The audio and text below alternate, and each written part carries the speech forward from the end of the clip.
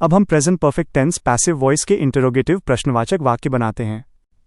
इन वाक्यों में हम पूछते हैं कि क्या काम पूरा हो गया है, या काम कब, कैसे, क्यों पूरा हुआ है। स्ट्रक्चर, नियम। यहाँ हैज हैव को वाक्य की शुरुआत में या WH वर्ड के बाद और बीन को ऑब्जेक्ट के बाद रखा जाता है। 1. यस, नो वाले सवाल हैज हैव से शुरू। हैज अ हैव जोड़ ऑब्जेक्ट जोड़ बीन जोड़ verb, third form. 2. WH family वाले सवाल वाई, वेयर, वेन से शुरू। WH word plus has have plus object plus BEEN plus verb, third form. 15 प्रश्नवाचक वाक्य interrogative sentences.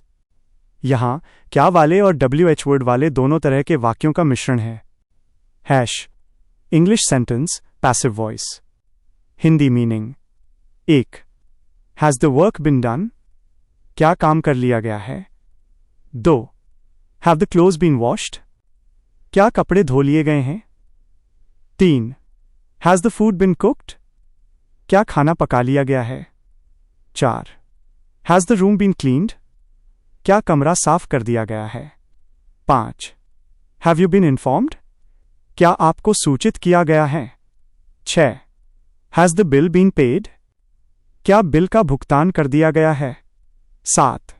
Y has the letter been written, पत्र क्यों लिखा गया है। 8.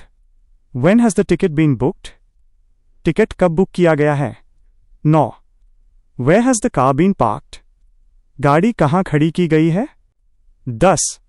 Has the thief been caught, क्या चोर को पकड़ लिया गया है। 11. Have the trees been cut, क्या पेड़ काट दिए गए हैं। 12.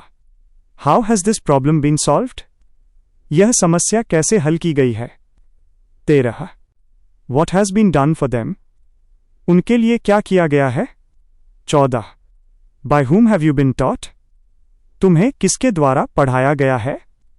15. Has the match been won, क्या मैच जीत लिया गया है।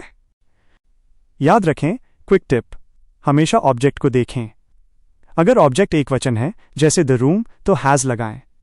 अगर ऑब्जेक्ट बहुवचन है जैसे द क्लोथ्स, यू, तो हैव लगाएं। क्या आप इसके इंटरोगेटिव